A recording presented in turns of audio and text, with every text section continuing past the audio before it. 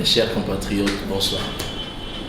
Nous voici encore à notre nouveau numéro des vendredis de l'Invali, qui est un programme de communication à but d'information, comme nous le précisons toujours au début de chaque émission, de chaque numéro.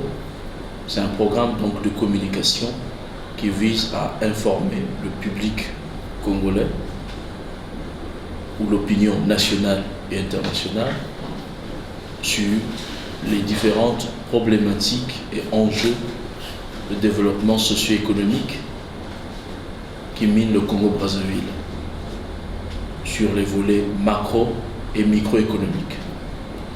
Les volets macroéconomiques, donc nous parlons de tout ce qui concerne les indicateurs macroéconomiques du type PIB, du type taux de chômage, du type inflation, du type dette publique. Et au niveau microéconomique, nous parlons de tout ce qui concerne l'entrepreneuriat, le monde de l'entreprise. Et donc nous décrivons au cours de ces émissions, au cours de ces programmes, toutes les facultés, toutes les propositions, les suggestions que nous avons en faveur du développement socio-économique du Congo-Brazzaville. Pour aujourd'hui, nous allons vous parler, dans un premier temps, nous allons décrire, comme nous le faisons, le contexte socio-économique du Congo-Brazzaville. Ensuite, nous allons aborder l'actualité que nous avons sélectionnée pour vous, ou disons le fait socio-économique que nous avons sélectionné pour vous. Après, nous allons vous parler du mot du jour que nous avons retenu. Ensuite, nous allons vous parler des formalités nécessaires à la création d'entreprises au Congo-Brazzaville. Et enfin, vous parler de la rubrique donc des opportunités d'affaires et investissements que nous avons sélectionnées pour vous aujourd'hui. Alors, nous devons savoir que le Congo-Brazzaville, ou la République du Congo, c'est un pays où l'économie repose essentiellement et principalement sur l'exploitation des hydrocarbures. Et donc le secteur du pétrole représente, mes chers concitoyens, près des 2/3 du PIB, soit environ 67% du PIB, 90% des exportations et 75% des recettes budgétaires. C'est dire donc que l'économie du Congo est essentiellement basée sur l'exploitation des hydrocarbures et reste vulnérable par conséquent aux chocs et variations des cours du baril du pétrole. Après 2 années de récession que nous avons connues, l'activité économique a repris pour atteindre sa croissance autour de 5%, estimée en 2019.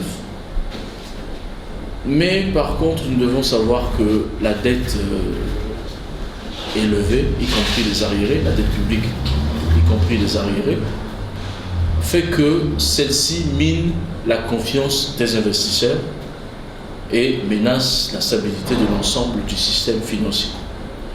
Donc, selon le FMI, la conjugaison de tous ces facteurs-là, couplée à un manque de diversification de l'économie, il faut le dire, entraînera une croissance moyenne de 1% sur donc 2000, une croissance moyenne de 1,8% de 2020 à 2023.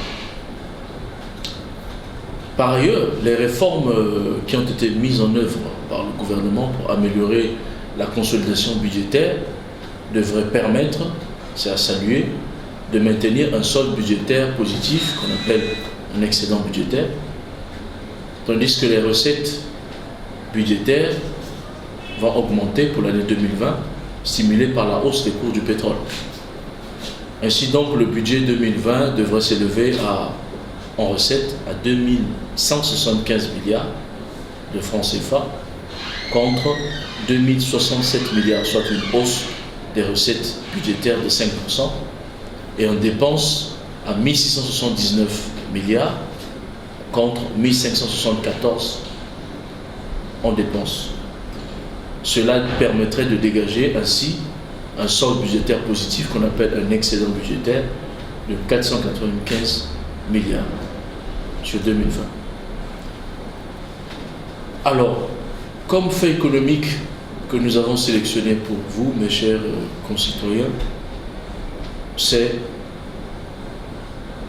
la marche vers le développement prônée par le président de la République à travers donc la croissance du PIB hors pétrole via l'exploitation minière.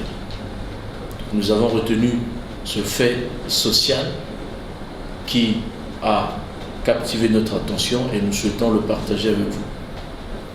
Alors le président de la République, chef de l'État, chef suprême des armées, son Excellence Denis Sassou Nguesso avait inauguré l'usine de traitement de polymétaux de la Sorémie, la Société de recherche et d'exploitation minière, le 26 novembre dernier à Fouati, dans la Fouenza. Ce projet s'inscrit dans le cadre du développement du Congo-Brazzaville et donc permettra d'augmenter le taux de croissance du PIB hors pétrole. Et ceci s'inscrit dans le cadre du programme de diversification économique pour sortir de la dépendance du tout pétrole. Et donc ce programme, à coup sûr, permettra de susciter un boom minier au Congo-Brazzaville et donc réduira la dépendance du Congo face au pétrole. Par ailleurs, il faudrait que nous soulignions également que ce genre de projet minier permet d'augmenter l'apport du secteur hors pétrole dans le financement du budget et dans l'augmentation des recettes d'exportation, les recettes de change. Alors ce projet d'envergure présente les chiffres suivants.